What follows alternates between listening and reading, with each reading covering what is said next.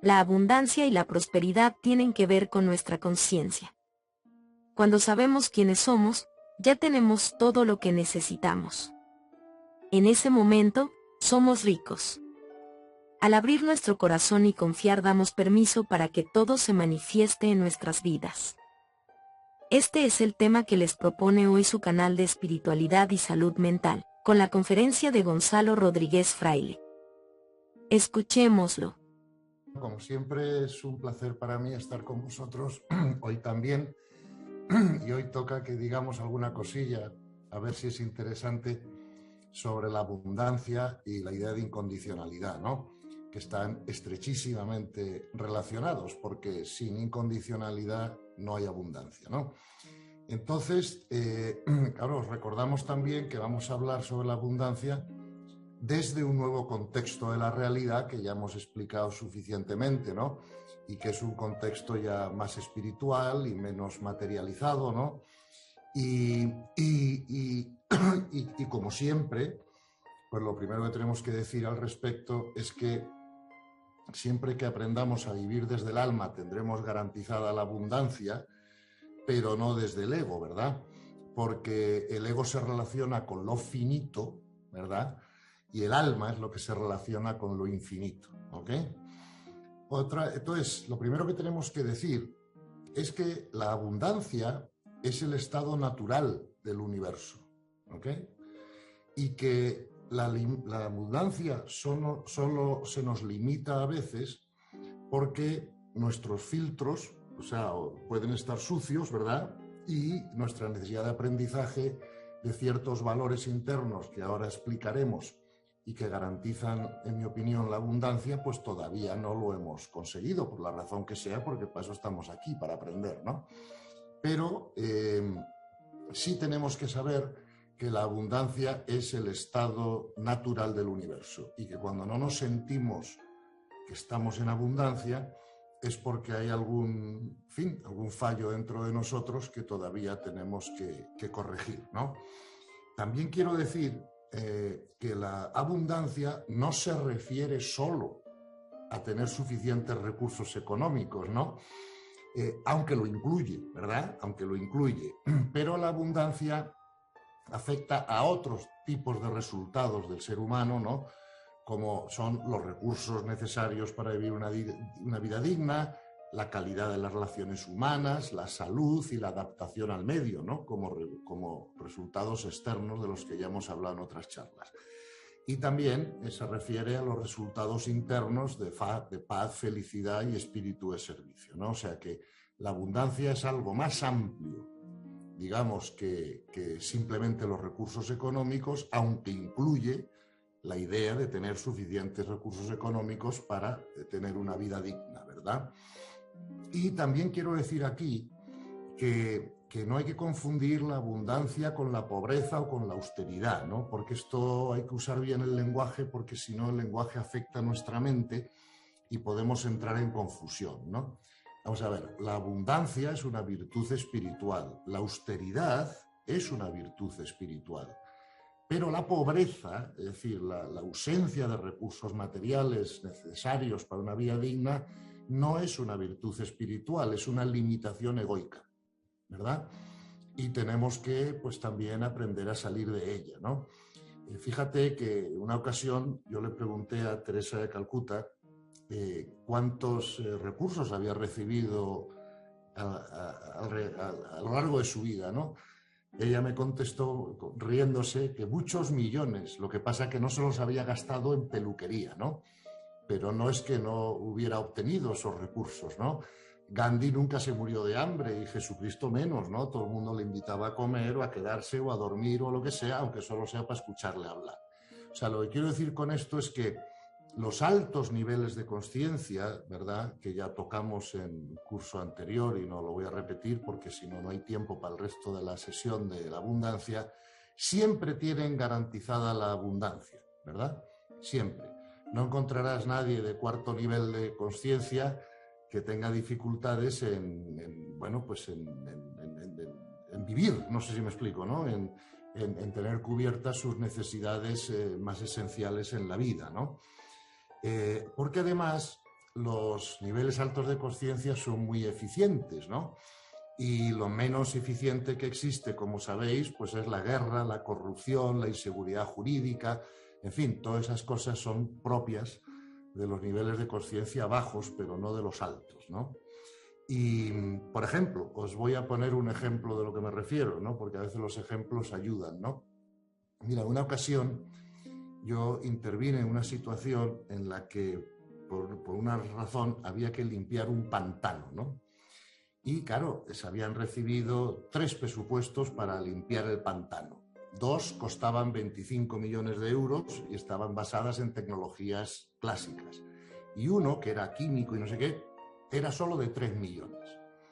Bueno, pues una de las razones por las que el gobierno no decidió el de 3 millones es porque, claro, como era un precio mucho más bajo, su 10% de comisión también era más baja, ¿no? Entonces, para que el gobierno pudiera cobrar un 10% de comisión sobre los 25 millones, pues la gente tuvo que pagar 18 millones más de lo necesario para limpiar un pantano, ¿no? Eso evidentemente no es una gestión eficiente de recursos, ¿no? Pero es lo que se hace desde los niveles de conciencia bajos, ¿no? Entonces, bien,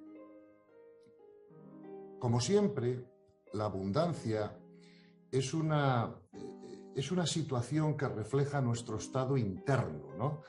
Y por lo tanto, tenemos que sugerir una serie de valores internos que nos van a garantizar la, digamos, manifestación externa de la abundancia, ¿no? Y tenemos que decir que el valor más importante en este sentido es lo que llamamos incondicionalidad, ¿verdad? Quien pone condiciones a su servicio o a su actuación está cerrando la puerta de la abundancia, y entonces la ley le enseñará, ¿no? Cómo el poner condiciones a nuestra conducta, a nuestro servicio a los demás, etcétera, pues tendrá repercusiones en nuestra propia abundancia, ¿no? Entonces, lo primero que vamos a hacer, si os parece bien, es que voy a sugerir que nos examinemos todos, ¿verdad?, en cómo hemos desarrollado 8 valores de los que os voy a hablar, que en mi opinión son los 8 valores internos, ¿verdad?, que no es que no pueda haber un noveno, por supuesto, ¿no?, pero los que a mí me parecen 8 valores internos más importantes que nos asegurarían, ¿no?, que la ley del universo nos garantizase la abundancia. Acordaros que todo ocurre por ley, ¿no? Y por lo tanto, cuando queremos algo en la vida, tenemos que hacernos correspondientes con la ley para que eso ocurra, ¿no? Bien, vamos a ver. El primer valor, ¿no?, del que tenemos que hablar para hablar de la abundancia es el mismo valor que explicamos para hacer las relaciones humanas desde el amor y no desde el ego, ¿no? Y ese valor es la confiabilidad, ¿no? Y la confiabilidad tiene, como dijimos, 2 vertientes. Una vertiente es la autovaloración, pero la otra vertiente es la de hacernos confiables a los demás, ¿verdad? Y para eso, acordaros que dijimos que teníamos que trabajar en aquietar, ¿no?, nuestro cuerpo emocional y sentimental, porque sin un cuerpo emocional aquietado o sin un cuerpo sentimental aquietado, nunca seremos confiables a los demás, por muy honestos que seamos. ¿Me explico? Porque los demás tienen que poder expresarse con nosotros, tienen que poder, bueno, hablar de sus problemas, sin que nosotros saquemos las patas por alto, ¿no?, con los errores de los demás, ¿no? Porque si no, no volverán a nosotros a pedirnos opinión o ayuda con sus dificultades o con sus problemas. Con lo cual, el primer valor que quiero resaltar que tenemos que desarrollar, ¿verdad?, si queremos ser abundantes, es el valor interno de la confiabilidad, ¿verdad? El segundo valor que os voy a sugerir es el entusiasmo, ¿ok? El entusiasmo, ¿no? El entusiasmo es la gasolina de la acción, ¿no? Para que la acción funcione, el entusiasmo es la gasolina. Fijaros que cuando yo era un hombre mucho más joven, y estudiaba en Harvard, a nosotros todo lo que nos enseñaban era a manejar el tiempo, ¿no? A ser eficientes en el manejo del tiempo, ¿no? Cuando ahora los nuevos paradigmas, incluso de las escuelas de negocios, ¿no? Ya no es maneja el tiempo, es gestiona tu energía. Claro, dentro de gestionar tu energía es necesario gestionar bien el tiempo, pero no se limita a gestionar el tiempo, ¿no? Tenemos que gestionar bien nuestro tiempo y nuestra energía, ¿verdad? Entonces, como somos seres multidimensionales, ¿verdad? Si queremos ser abundantes, tenemos que aprender a gestionar bien todas nuestras energías, ¿verdad? Entonces, la energía física, pues a través del descanso, la alimentación adecuada, el ejercicio o lo que sea. La energía emocional, ¿verdad? Teniendo la emoción más aquietada. El enfoque mental, es decir, tenemos la mente enfocada en lo que estamos haciendo o queriendo hacer, o tenemos la mente dispersa siempre en 50.000 situaciones distintas, ¿no? Que no tienen nada que ver con el proyecto que tenemos entre manos, ¿no? Y sobre todo también la energía espiritual, estando alineados con la ley del universo y sobre todo con la ley del amor, ¿no? Que es la más importante de todas. Por lo tanto, entusiasmo y gestión de la energía van de la mano, ¿verdad? Porque siempre que hay energía disponible es mucho más fácil generar el entusiasmo y es mucho más difícil, como todos sabemos, generar entusiasmo cuando no tenemos energía, ¿no? Lo primero que decae cuando no tenemos energía es el entusiasmo, ¿verdad? Y cuando nos falta energía, tenemos que intentar ver a qué nivel nos estamos gestionando bien, ¿no? Podríamos estar gestionándonos bien espiritualmente o mentalmente, pero claro, si no descansamos lo necesario, no vamos a tener energía, porque aunque funcione lo significativo, no funciona el anclaje fundamental, que es el cuerpo, ¿no? Entonces, esa gestión de la energía tiene que ser multidimensional, como lo es el ser humano, ¿verdad? Claro, esto es un poquito más complicado que gestionar solo el tiempo, pero es necesario porque podemos estar gestionando bien el tiempo y al mismo tiempo perder energía, ¿no? Porque no estamos gestionando la energía en sí misma, ¿no? Y por lo tanto es el segundo valor interno que creo que debemos aprender a desarrollar, ¿verdad? Bien, el tercer valor interno que tenemos que desarrollar es nuestra capacidad de compromiso, que nos lleva a dar lo mejor de nosotros mismos en todo lo que estemos haciendo, ¿no? Entonces, vamos a ver.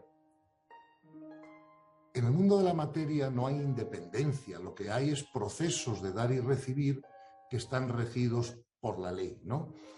En esto os voy a poner un ejemplo que me ocurrió a mí en la vida, que a mí me hizo comprender esto muy bien, ¿no? Y creo que quizá a vosotros os ayude también, ¿no? En mi trabajo profesional, que era en el mercado financiero, cuando yo trabajaba todavía en el mundo de la empresa, pues yo me dedicaba a gestionar el dinero de todo el mundo que tenía dinero, ¿no? O mucho dinero. Y en una ocasión yo tenía un cliente que era multimillonario y que era dueño de 300 o 400 restaurantes, ¿no? Y un día, comiendo con él y charlando, me contó su vida, ¿no? Y me dijo, mira, Gonzalo, yo soy abogado, yo me gradué de abogado. Lo que pasa es que, bueno, muy joven, a los 20 años, pues yo tenía una novia y cometimos un error y, bueno, pues se quedó embarazada, lo que llamamos un embarazo de penalti, ¿no? Bien. Dice, y claro, en cuanto yo tenía, cuando terminé la carrera, pues claro, tuve una gran prisa pues por poder comprar los pañales de mi hijo, ¿no? Claro, porque eso no tenía solución, ¿no? Dice, y entonces empecé a mandar corriendo currículums a todos los bufetes de abogados a ver si alguno me contrataba. Dice, yo veía como algunos amigos míos o compañeros de carrera que tenían incluso peores currículos que el mío, ¿no? Y peores notas en la carrera y peor preparación, pues eran contratados y a mí no me llegaba ninguna oferta. Hasta que un día me llegó una oferta de camarero, ¿no? Y yo pensé, oye, pero si yo he estudiado Derecho y tal, ¿cómo voy a trabajar yo de camarero, ¿no? Yo quiero trabajar de abogado, ¿eh? Pero no tuvo ofertas de abogado y tuvo que ponerse a trabajar de camarero porque, insisto, tenía que comprar los pañales del niño, ¿no? Entonces me dice, lo único que hice yo bien en mi vida en ese momento es que en vez de ir a trabajar frustrado y molesto y sin ganas, pues dije, oye, si me toca trabajar de camarero, pues voy a dar lo mejor de mí mismo de camarero y ya esperaré a que la vida me traiga el trabajo que quiero de abogado, ¿no? Y así fue.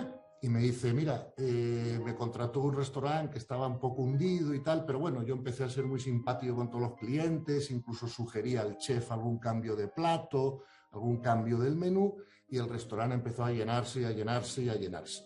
Y entonces el dueño me ofreció que, claro, que tenía ya tanto éxito el restaurante, que por qué no abríamos un segundo restaurante, y a mí me nombraba gerente del segundo restaurante.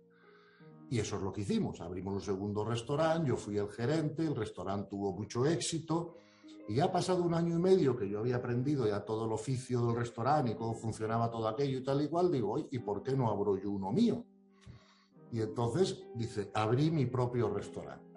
Y claro, todas las cosas que yo había aprendido, pues las puse como cultura del nuevo restaurante, tal cual, no sé qué. Y dice, hijo mío, y ahora mismo tengo 300 restaurantes, soy multimillonario y menos mal que nunca trabajé de abogado. ¿Ok? Esa es la historia que este hombre me contó, ¿ves? Entonces, ¿qué acierto cometió este hombre? ¿A qué le respondió la ley universal? Pues a que la ley le puso una situación para ver si había comprendido la lección de que tenemos que dar lo mejor de nosotros mismos, aunque no estemos haciendo aquello que más nos apetezca, ¿me explico? Y la ley le mostró el resultado. Y ahora ya quisiera cualquier abogado del mundo estar en la posición de este hombre, ¿no? Entonces, esto lo que nos explica es cómo la capacidad de compromiso, ¿verdad?, nos garantiza la abundancia, ¿verdad? Y cuántas veces cometemos el error de no dar lo mejor de nosotros mismos en una actividad porque esa no es la que queremos o no es la que nos gusta, pero es la que nos toca, ¿verdad? Y entonces la ley del universo siempre responderá a nuestra capacidad de compromiso con lo que nos toque, ¿ok? Bien, el cuarto valor interno que tenemos que aprender es el respeto, ¿verdad? Tenemos que permitir a los demás sus propias experiencias de destino si queremos ser abundantes y sus errores correspondientes, ¿verdad?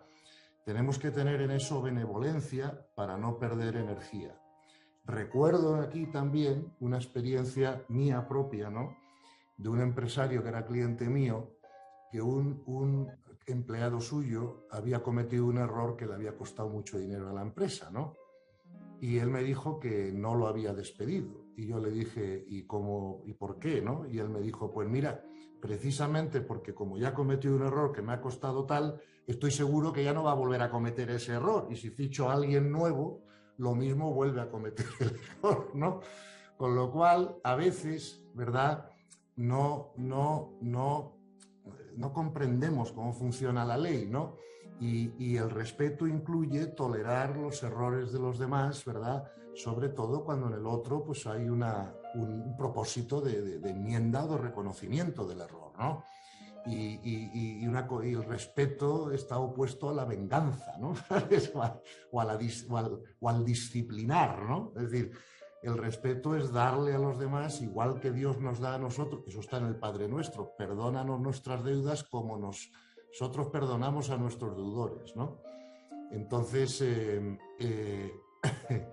este tema del respeto a los errores ajenos es uno de los valores internos que tenemos que desarrollar, ¿verdad?, para garantizar la abundancia. El quinto valor interno que os propongo examinarnos y ver cómo vamos de él es la lealtad, ¿no? Cómo somos de leales a los acuerdos, ¿no? Porque las normas unilaterales generan obligaciones, pero solo los acuerdos bilaterales generan compromiso, ¿verdad?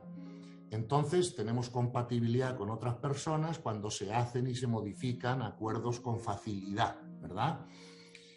Y por ejemplo, otro error del lenguaje que tenemos que estar pendientes, ¿no?, para no equivocarnos, es que el lenguaje siempre habla de competencia desleal, ¿vale? Pero eso es un error, o sea, nunca hay competencia desleal. Lo que puede haber es competencia desigual, pero no desleal, porque en la competencia no ha habido acuerdo previo. ¿Me explico?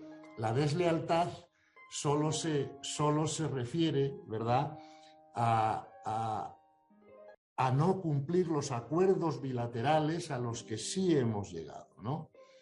Entonces, el amor no necesita acuerdos, ¿verdad?, sino compromiso con uno mismo, pero la convivencia sí necesita acuerdos, ¿no?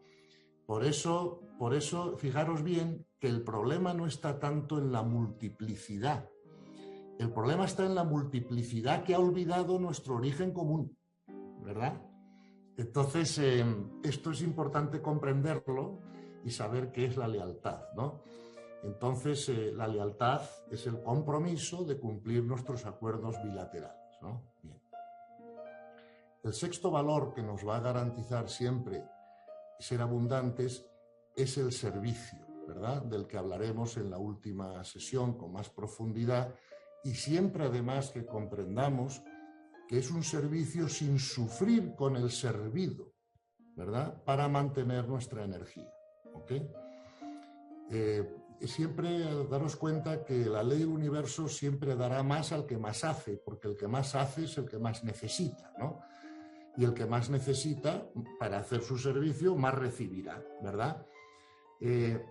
Siempre dar a los demás en nuestras relaciones profesionales lo que a nosotros nos gustaría recibir, ¿no?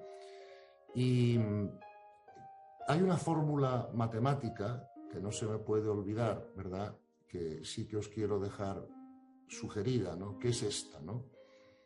Propósito correcto, más información correcta, más acción correcta igual a abundancia. Por lo tanto, tenemos que empezar por examinar nuestro propósito, ¿vale? Eso es de Dios, ¿eh? Nuestra intención es lo que le tenemos que dar a Dios, nuestra puridad de intención. Ahora, la información correcta y la acción correcta pertenecen al mundo del César. Entonces ya sabemos que tenemos que dar al César lo que es del César y a Dios lo que es de Dios, porque es lo que nos enseña el Evangelio, ¿no? Por ejemplo, yo puedo tener toda la intención del mundo, pero no tengo la información correcta para operar a nadie una rodilla. Y por lo tanto no puedo hacer una acción correcta, ¿verdad? Porque me falta la información correcta. Y entonces nunca seré abundante operando rodillas porque dejaré a todo el mundo cojo, ¿no? Por lo tanto, propósito correcto, más información correcta, o sea, preparación correcta, ¿no?, más acción correcta igual a abundancia. Claro, yo puedo ser un gran cirujano de rodilla, pero si voy borracho a operar, tampoco haré una acción correcta, ¿no? Que me temblarán las manos o lo que sea, ¿no? Entonces, acordaros de esto. Propósito correcto, más información o preparación correcta, más acción correcta, igual a abundancia. Y eso está garantizado por ley, ¿no? Perdonad que haya hecho este inciso entre los valores internos, pero creo que era un punto importante y se me había olvidado introducirlo, ¿no? Bien. El séptimo valor interno que tenemos que generar para garantizarnos la abundancia es la apertura al aprendizaje, ¿ok? Fijaros que las mentes rígidas tienden más a proteger el conocimiento o a conservar el conocimiento que a mejorarlo, ¿ok? Para mejorar nuestros conocimientos tenemos que mantener una mente abierta al aprendizaje, una capacidad de adaptación al cambio evolutivo, ¿no? Y sobre todo, aprender a distinguir entre lo que es contextual y lo que no es contextual, ¿verdad? Porque lo que no es contextual nunca se va a ser modificado por ningún aprendizaje, por ejemplo, el amor o por ejemplo Dios, ¿no? Pero lo que es contextual, es decir, dependiente de un contexto determinado, eso siempre está abierto al cambio, ¿no?, y al aprendizaje y a la evolución, ¿no? Por lo tanto, saber que el miedo y la rigidez mental son realmente mecanismos de defensa del ego, ¿no? Al que no le gusta la incertidumbre o el abrirse a nuevas cosas, ¿no? O a salir de su zona de confort, ¿verdad? Pero para ser abundantes muchas veces vamos a tener que estar abiertos a salir de nuestra zona de confort para aprender cosas nuevas, ¿no? Sobre todo, como insisto, en el mundo contextual. Y contextual es casi todo, ¿verdad? Solo el amor y Dios y otras pocas cosas más son no contextuales, ¿eh? Y eso hay que también decirlo, ¿no? Bien. El octavo valor que me gustaría interno, que me gustaría sugerir, ¿no?, para nuestro examen interno, es si tenemos o no una tolerancia razonable al riesgo, ¿verdad? Fijaros que una de las necesidades básicas del ego a la que nos hemos referido en las primeras sesiones es esa necesidad que el ego tiene de seguridad y de control. Y no hay nada que le moleste más al ego que no poder estar seguro o que no poder controlar algo, ¿verdad? Pero, sin embargo, yo siempre le digo a mis hijos que ante la vida, mis hijos son empresarios todos, y les digo, mira, ante la vida yo he comprobado que hay 3 actitudes hacia el riesgo, ¿no? Podemos llamar la primera actitud, es la actitud, si tú quieres, de un pensamiento del funcionario, ¿no?, que no quiere correr muchos riesgos, que quiere tener un cheque fijo a fin de mes, ¿verdad? Pero claro, desde ahí es difícil hacerse muy abundante económicamente, ¿no? Segundo, la del empresario, ¿no?, que corre riesgos calculados. Y la tercera actitud es la del jugador, ¿vale? La del jugador que ni siquiera reacciona al riesgo y toma decisiones rápidas, basadas en poco y tal. ¿Qué suele ocurrir en la vida? Que a veces el jugador, si acierta 2 veces, nos pasa a todos por la izquierda, pero antes o después se puede equivocar y cataplá, para abajo, ¿no? Entonces, tenemos que aquí aprender a distinguir entre el miedo y la prudencia, ¿no? Porque la diferencia entre el miedo y la prudencia es muy estrecha, muy estrecha, ¿vale? Pero muy importante. Porque la prudencia es una virtud espiritual, ¿verdad? La prudencia es la virtud que nos permite, pues antes de hacer nada, ¿no?, adelantar las posibles consecuencias de eso para nosotros y para otros, ¿verdad? Y eso es una virtud espiritual, pero el miedo nos paraliza, ¿verdad? Porque es lo contrario al amor, como hemos visto también en sesiones anteriores.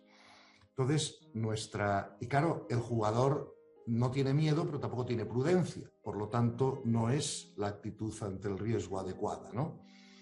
Por lo tanto, aprender a situarnos, ¿no?, en ese filo de la navaja, ¿no?, que distingue la prudencia del miedo, es algo muy importante, de verdad, para nuestra abundancia, ¿no? Y eso lleva una cierta práctica, ¿no?, y también lleva una cierta acomodación interna a poder estar en paz con un cierto grado de incertidumbre. No sé si me explico, ¿no? ¿Se ha acordado el famoso refrán, Dios proveerá, ¿no? Tranquilos, que si generamos todos estos valores internos de los que hemos hablado, ¿verdad?, la abundancia la tendremos garantizada, ¿no? Y a veces nos ocurren cosas en la vida, y esto a mí me ha pasado como empresario más de una vez, que pensamos que nos ha ocurrido algo que va a ser una desgracia para nuestra empresa o para nuestro proyecto o para nuestro trabajo, y luego al cabo de unos meses te das cuenta que es que ha abierto una otra puerta maravillosa que tú no tenías ni en la mente en aquel entonces. No sé si me explico, ¿no? Por lo tanto, confiemos en el universo porque, insisto, mientras nosotros trabajemos en estos valores internos, nuestra abundancia estará garantizada. Y si alguno estamos teniendo algún problema con abundancia, tenemos que preguntarnos cuál de estos valores a los que nos hemos referido, pues a lo mejor no los estamos manejando bien internamente, ¿no? Mientras no los manejemos bien, el universo nos mostrará la ley, ¿vale? Y si los manejamos bien, el universo también nos mostrará la ley. Por lo tanto, mejor, como dijo Jesús, trabaja internamente para conseguir estos valores internos, que todo lo demás se te dará por añadidura, ¿no?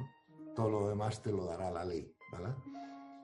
Pero a veces trabajamos demasiado ahí fuera, ¿verdad? Y nos olvidamos de los valores internos que tenemos que tener para que la ley nos garantice la abundancia, ¿no?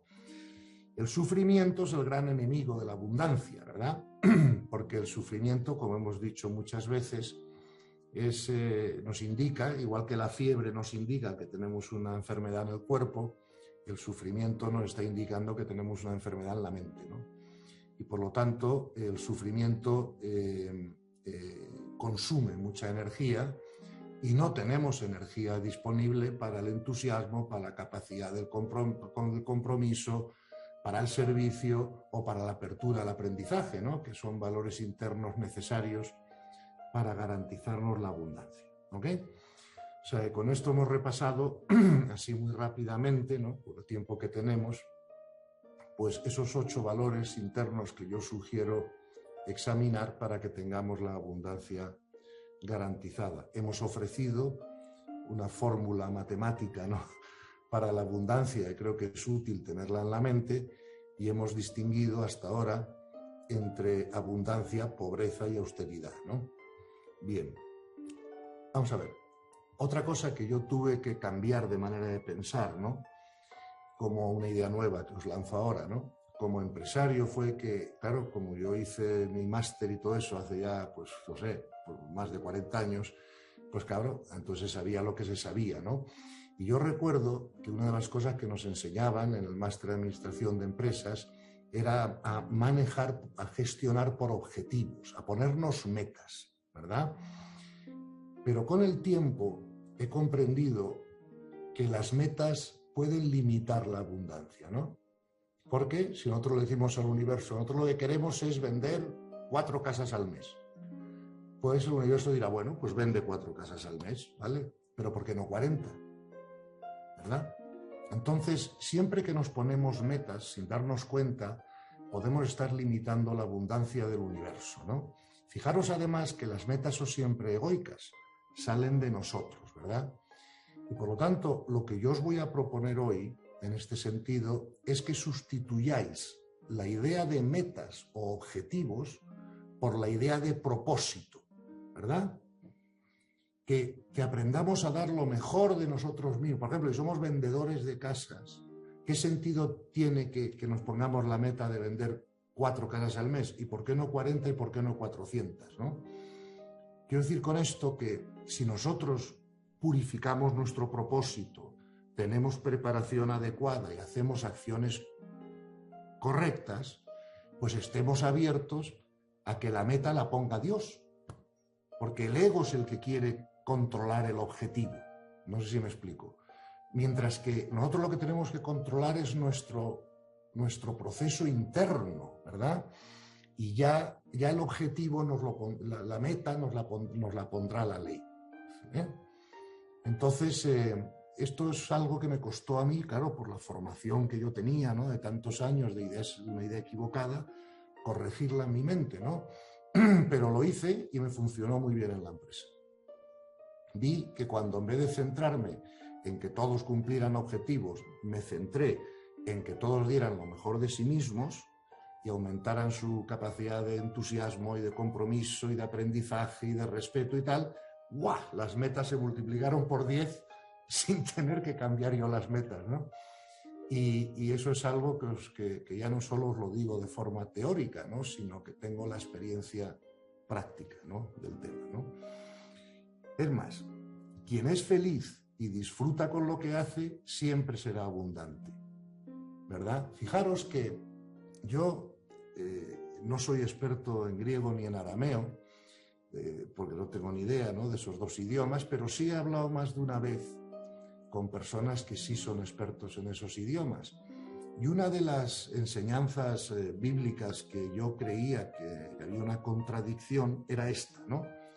Y esto es importante explicarlo en este punto, ¿no? Fijaros que en el Génesis se nos dice, y ganarás el pan con el sudor de tu frente. Pero luego en el Evangelio, Jesús dice, vengo a derogar el Antiguo Testamento, Jesús nos dice, el sudor de tu frente, úsalo para cambiarte tú por dentro, que luego todo lo demás se te dará por añadidura, ¿verdad? Entonces, yo creo, y he consultado con algunos expertos en los idiomas, claro, los libros sagrados no se escribieron en castellano, sino en otros idiomas, ¿no? Y Y me dicen todos que esa palabra pan del Génesis puede estar mal traducida, que lo que realmente sería una mejor traducción sería esta: y ganarás la sabiduría con el sudor de tu frente. Entonces, claro, si el Génesis sustituyera la palabra pan por la palabra sabiduría, entonces ya estaría en perfecta consonancia con la enseñanza de Jesús en el Evangelio posterior. No sé si me explico, ¿no? Entonces, este es un asunto que me gusta sacarlo a la luz aquí. No pretendo tener razón en lo que digo porque, insisto, no conozco los idiomas originales y estoy hablando de tercera oída, ¿no? Pero a mí siempre me extrañó que esas dos enseñanzas convivieran juntas. No sé si me explico, ¿no? Y por lo tanto, me llevó una gran alegría cuando me dijeron los expertos en esos idiomas que es que el problema podía estar en la traducción, ¿no? ¿Verdad?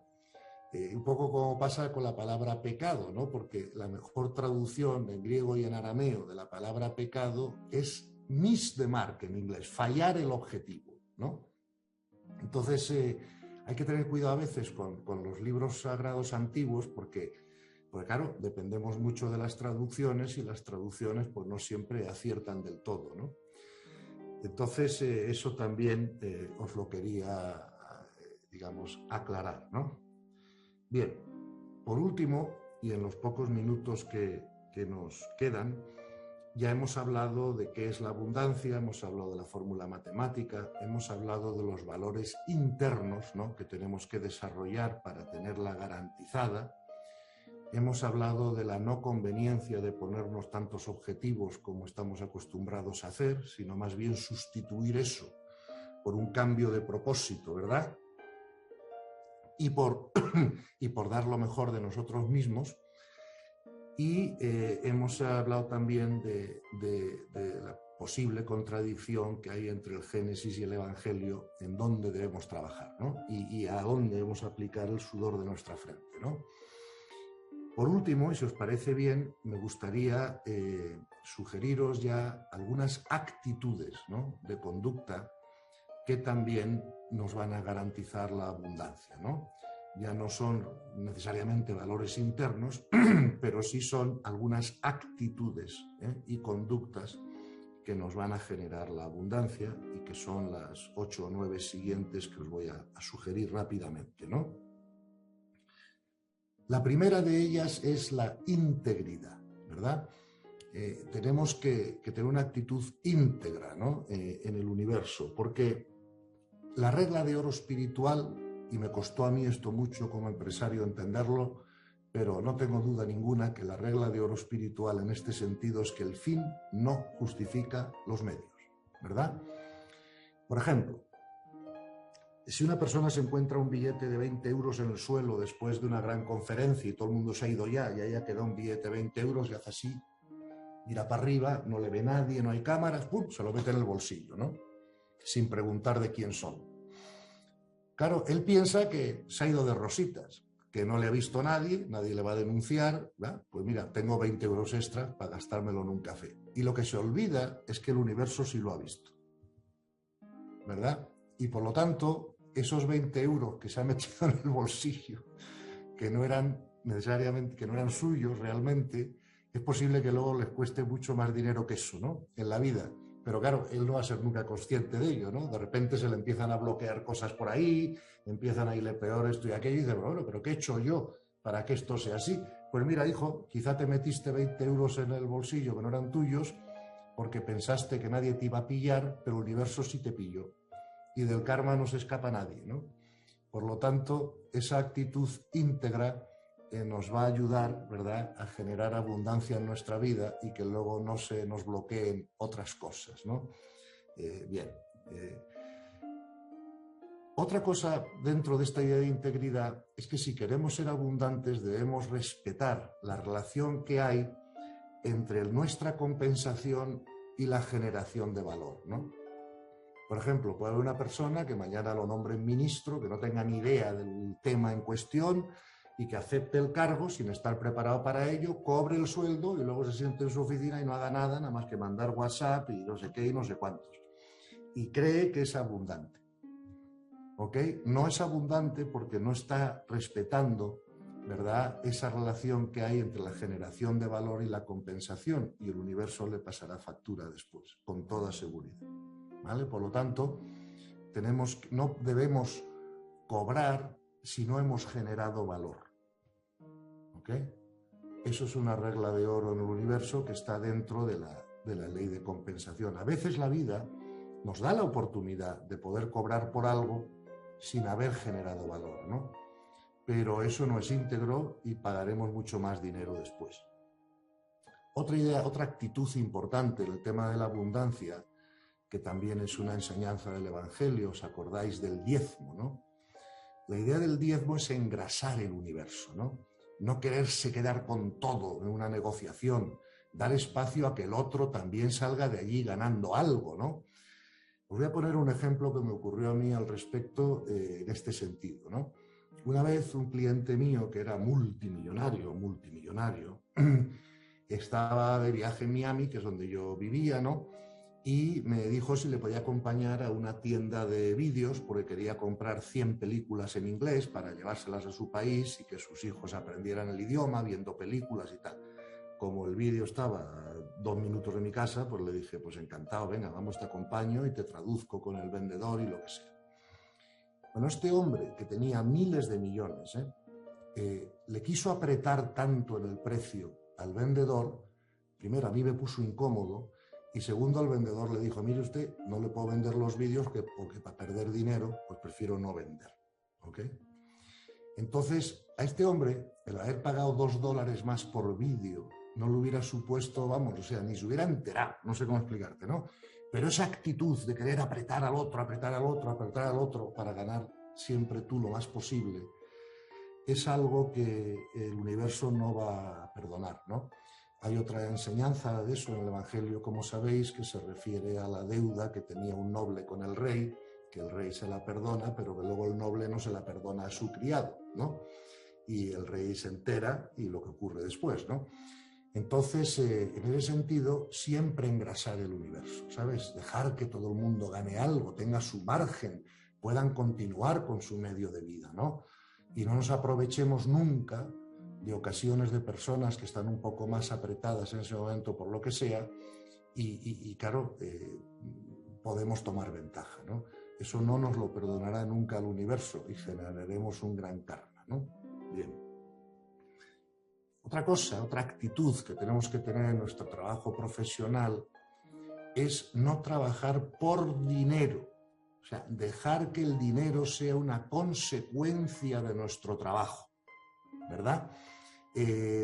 Porque si buscamos el dinero, pues a lo mejor el universo nos da dinero, pero no nos dará abundancia. Acordaros que la abundancia es más que dinero, ¿no? Aunque incluye el dinero. Y por lo tanto, nunca trabajemos por dinero, trabajemos por crecer, por ofrecer algo a los demás, por desarrollar el mundo, por hacer una actividad de servicio, por lo que sea, ¿no? Pero que el dinero lo dejemos como una consecuencia de haber hecho un buen trabajo, más como el objetivo, más que como el objetivo único, ¿verdad? Porque entonces no seremos abundantes aunque tengamos dinero, que es lo que le pasa a mucha gente, ¿no? Vamos a ver, es importante también a la hora del trabajo profesional, ¿no?, considerar nuestra idoneidad, ¿ok? No realizar funciones o trabajos que no estén de acuerdo con nuestras características de personalidad, porque eso nos consume mucha más energía. Entonces, por ejemplo, mi carácter o mi personalidad pues no es la de una persona para ser auditor, porque no es lo que yo hago bien con comodidad, no me es fácil estar 10 horas sentado en una mesa mirando un papel, necesito moverme, ¿no?, crear, hablar.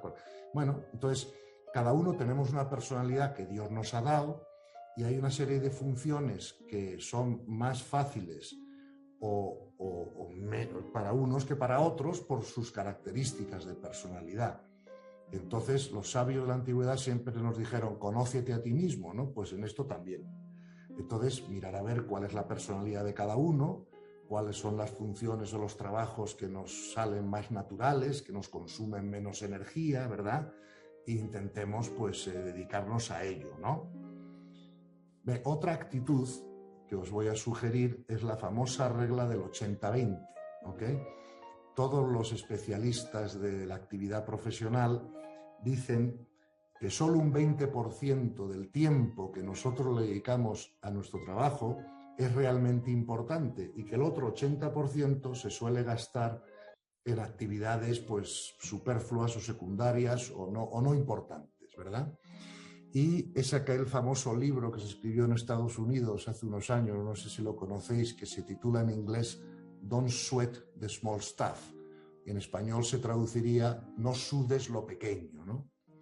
Entonces yo, por ejemplo, que he tenido la experiencia de estar en muchos consejos de administración de empresas internacionales, os cuento lo que pasa siempre. La gente se enreda discutiendo si los botones del uniforme del conserje tienen que ser dorados o plateados, y cuando se llega a tener que tomar decisiones importantes para la empresa, está todo el mundo ya tan agotado que no hay tiempo ni energía para hacerlo, ¿no? Entonces, bueno, que nosotros nos centremos en lo que es verdaderamente importante y seamos un poco más laxos, ¿no? Que no sudemos lo pequeño, ¿no? ¿Ok? Bien. Vamos a ver. Otra cosa que tenemos que comprender en nuestras actitudes y en nuestra comprensión es que una empresa, yo digo que se parece a un iceberg, ¿vale? Si sabéis lo que es un iceberg, el iceberg solo tiene el 10% del iceberg por encima del agua y tiene un 90% por debajo del agua. Pero ese 90% que está por debajo del agua no es visible, ¿no? A simple vista, como lo es el 10% que está por encima del agua, ¿no?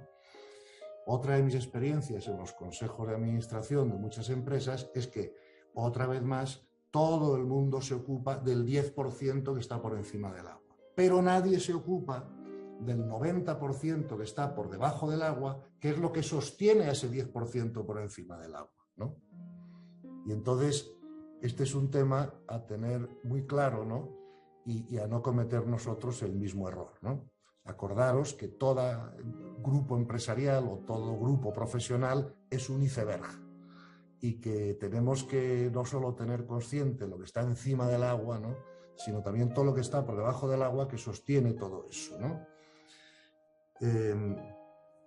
Otra actitud importante para la abundancia es pensar en soluciones y no en problemas, ¿verdad? Otra vez más, en los consejos de administración de todas las empresas que yo he estado, horas hablando del problema. Y llega un momento, yo siempre digo, oye, ¿os importa que empecemos ya a hablar de la solución? Porque es que el problema lo hemos matado por 70 sitios, todo el mundo lo tiene ya claro, y ¿por qué no dedicamos nuestra energía a ver cómo lo vamos a resolver, ¿no? Claro, porque centrarse en el problema no lo va a resolver. Comprender el problema sí, pero centrarse en él no, nos tenemos que centrar en las soluciones, ¿no? Bien. Otra, y os voy a lanzar ya en los 2 minutos que me quedan, otras 2 de estas actitudes importantes que creo que tenemos que comprender, ¿vale? Vamos a ver. Proteger siempre a los trabajadores, pero no protejáis los trabajos. O sea, son temas distintos, ¿ok? Fíjate que lo tenemos en España continuamente. Vamos a ver. Como todos sabemos, hace 20 años nosotros oíamos músicas a través de cassettes. No sé si os acordáis. Las Super 8, las más pequeñas, lo que sea, pero cassettes, ¿ok? Hoy en día ya nadie fabrica un cassette porque ya tenemos otras tecnologías. No podemos proteger el trabajo de una persona que se dedica a hacer cassettes porque no vamos a vender una cassette más. No es útil ya en el universo, ¿vale? Ahora, lo que sí podemos hacer es proteger al trabajador. ¿Me explico? ¿Y cómo protegemos al trabajador? Bueno, pues le podemos formar para que empiece a producir MP3 en vez de cassettes, o para que haga otra función, o para que si no puede de alguna manera ajustarse a la productividad necesaria, pues con una pensión adecuada o con un retiro adecuado, o hasta con la caridad. Pero no es buena idea proteger a los trabajadores protegiendo trabajos obsoletos, como muchas veces se intenta en la sociedad. Por ejemplo, la minería de carbón. Bueno, sí, durante 40 o 60 años ha sido muy importante hacer minería de carbón. Pero ya el carbón no se quiere usar porque, claro, contamina, es sucio, no es eficiente en la producción de energía y tenemos que proteger a los mineros, pero no a la minería, ¿verdad? Y esos mineros pues tendremos que reciclarlos, hacer otro tipo de funciones o otro tipo de trabajos, ¿no? Ahora, si seguimos protegiendo la minería, vamos a tirar dinero y no vamos a ser eficientes. No sé si me explico, porque eso ya no interesa a nadie, ¿no? Bien. Y por último, os voy a decir otra cosa que me costó muchísimo, ¿verdad? A mí también comprender, ¿no? Al principio de mi trabajo empresarial. Yo recuerdo que cuando fundé mi empresa, yo era el dueño, ¿no? Pues yo fichaba los mejores currículos, los mejores expedientes, gentes de Harvard, de Stanford, de aquí, de allá, con una gran preparación técnica, con todo eso, ¿no? Y al final, ¿qué pasaba? Que me destrozaban la empresa por dentro, porque eran muy egoicos, porque estas cualidades que estamos hablando, valores internos, no los tenían, por mucha preparación técnica que tuvieran. Y lo que yo aprendí con el tiempo es que es mucho más fácil enseñarle la técnica a un nivel de consciencia alto que explicarle la consciencia alta a un técnico. Entonces, que a la hora de contratar gente o trabajar con gente o lo que sea, intentéis siempre seleccionar el mayor nivel de conciencia y ya aprenderán la técnica. Recuerdo una vez que yo fiché a una cocinera buenísima, ¿no? Para trabajar en mi casa. Eso sí, hacía unos platos espectaculares, pero no había quien viviera con ella. El resto del servicio se iba, nadie en casa estaba contento, la mujer siempre estaba creando problemas, follones y tal. Y mira, ¿sabes qué? Dije, la siguiente que fiche va a ser una persona de alto nivel de conciencia y ya me ocuparé yo de que aprenda a cocinar.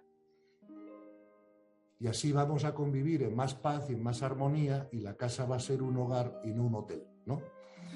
Y bueno, en fin, sé que se me quedan muchas cosas en el tintero, pero es el tiempo que tenemos y creo que hemos dicho algunas cosas que son útiles para que todos mejoremos en nuestra abundancia, ¿no? Muchas gracias por vuestra paciencia.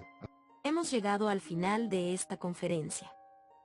Muchas gracias por haber llegado hasta esta parte. Y recuerden que no hay que entrar en campos de batalla, porque el que lucha se debilita y un poder debilitado no es poder. Si te gustó este contenido, suscríbete y compártelo para seguir creando más material.